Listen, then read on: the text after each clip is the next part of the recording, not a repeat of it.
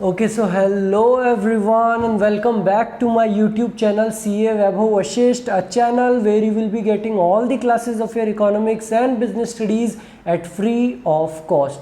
And not just free of cost, we will be learning all the concepts of your economics with fun, with examples of some big celebrities and real life scenarios, ताकि आपको किसी भी चीज़ को रटना ना पड़े और आपको इकोनॉमिक्स का हर एक कंसेप्ट अच्छे से समझ में आ जाए।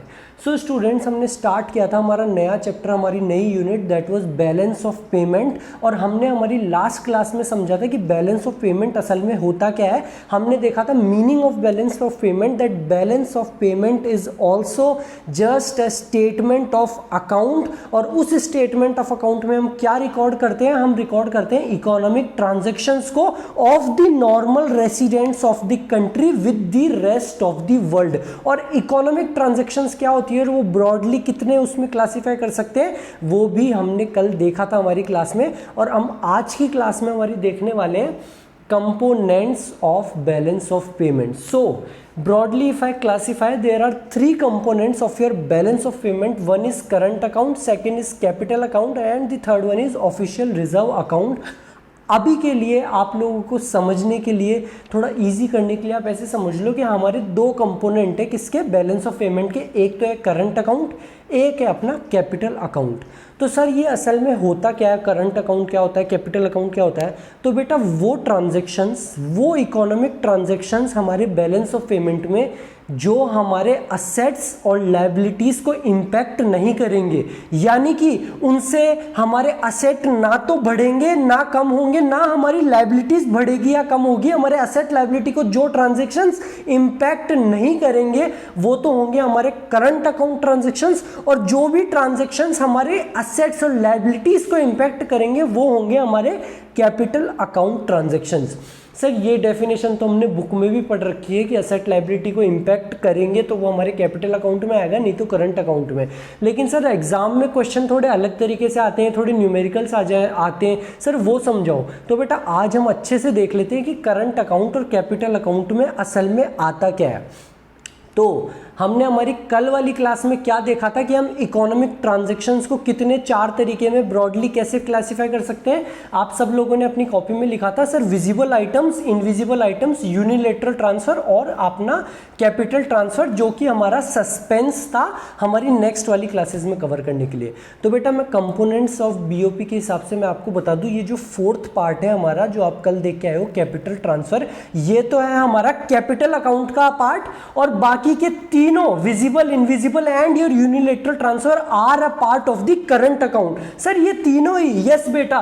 सो your current account can be broadly classified and it includes your visible items, invisible items and unilateral transfers. बेटा इन तीनों को हमने कल भी देखा था, एक बार फिर से हम इसको थोड़ा डिटेल में पढ़ लेते हैं आपके एग्जाम पॉइंट ऑफ व्यू से भी। So first, export and import of goods, जिसको हम विजिबल आइटम्स बोलते हैं या फिर मर्चेंडाइज भी हम इसको बोलते हैं।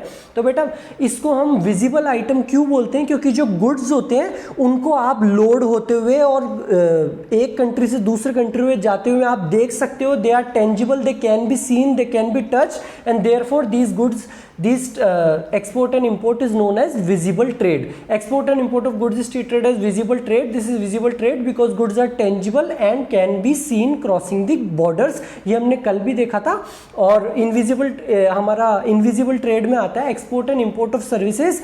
Since services cannot be seen, cannot be touched, therefore they are known as invisible trade. लेकिन बेटा यहाँ पे देखने वाली बात ये है कि visible trade और invisible trade, जो invisible ट्रेड है उसको भी हम दो तरीके से क्लासिफाई कर सकते हैं। हम कहां से आ रहे हैं बेटा? कंपोनेंट्स ऑफ बीओपी में हमने देखा एक करंट अकाउंट, एक कैपिटल अकाउंट। उस करंट अकाउंट के अंदर हमने तीन पार्ट देखे, एक अपना विजिबल आइटम, एक invisible item, third unilateral transfer. उस इनविजिबल आइटम को भी हम दो तरीके से क्लासिफाई कर सकते हैं। क्या है वो दो?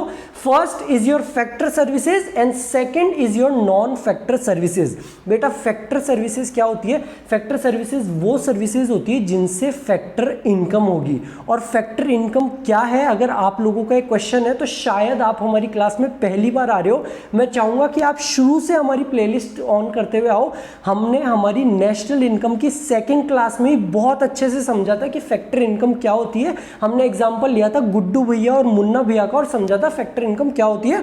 तो मैं चाहूंगा कि आप लोग सब लोग जाके शुरू से आओ, या फिर अगर आपको यही चैप्टर पढ़ना है तो आप फैक्टर इनकम की क्लास तो जरूर से देख के आओ। तो मैं एक बार फिर से रिवाइज करवा देता हूं। फैक्टर इनकम बेटा वो सर्विसेज थी जो हमारे फैक्टर्स ऑफ प्रोडक्शन को मिलती है, किसके बदले, वो कुछ अपनी फैक्टर सर्विसेज देंगे फर्म्स को और बदले में उनको फैक्टर इनकम मिलेगी। हमारे 4 फैक्टर ऑफ प्रोडक्शन थे, land, labour, capital, entrepreneur. Land, labour, capital, entrepreneur. Land पे तो फैक्टर इनकम मिलती है हमारा रेंट, लेबर को मिलता है wages, salary, compensation of employees, interest, capital पे मिलता है हमको interest, and fourth one entrepreneur जो हमारा फैक्टर ऑफ प्रोडक्शन है उसको मिलता है प्रॉफिट। ठीक है सर, तो ये बेटा आप लोग अपनी कॉपी में लिख लेना फैक्टर इनकम का formula, compensation of employees plus investment income. अब आप लोगों का क्वेश्चन होगा कि सर मतलब ठीक है हमने ये फॉर्मूला तो लिख लिया, पर मतलब इस तरीके से हमको 2 फॉर्मूले याद करने हैं, मतलब फैक्टर इनकम के। नेशनल इनकम में तो फॉर्मूला अलग था हमारा, rent plus interest plus wages plus profit, और यहाँ पे फॉर्मूला अलग है। तो बेटा अगर आप ध्यान से देखो तो ये वही फॉर्मूला है, यहाँ पे भी फैक्टर इनकम आपके चारों फैक्टर्स ऑफ प्रोडक्शन को मिलने वाली ही है।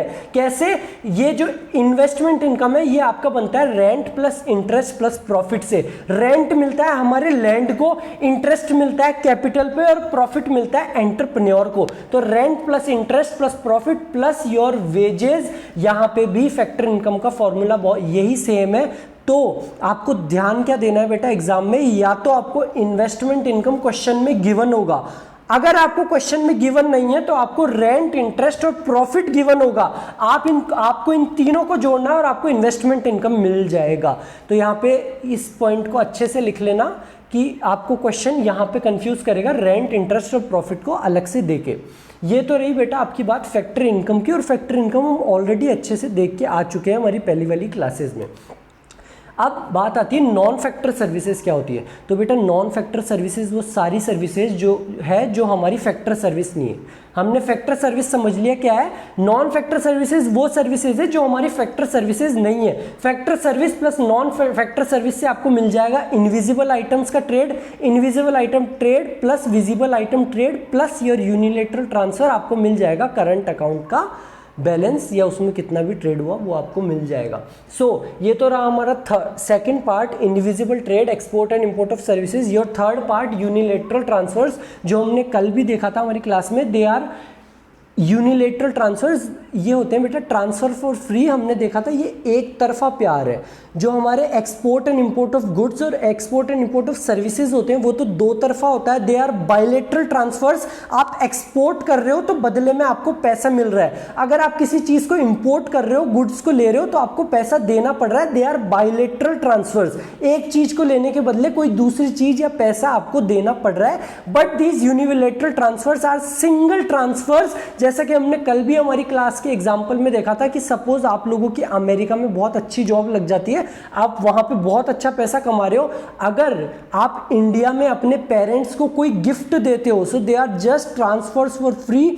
सपोज आप लोगों ने आईफोन गिफ्ट करा अपने पेरेंट्स को अमेरिका से, तो that will be a part of the unilateral transfer and it is ultimately a part of your current account transfer. So thank you very much बच्चों, ये थी हमारी क्लास आज की करंट अकाउंट के ऊपर। मिलते हैं हम हमारी नेक्स्ट क्लास में, that will be on capital account. Thank you very much.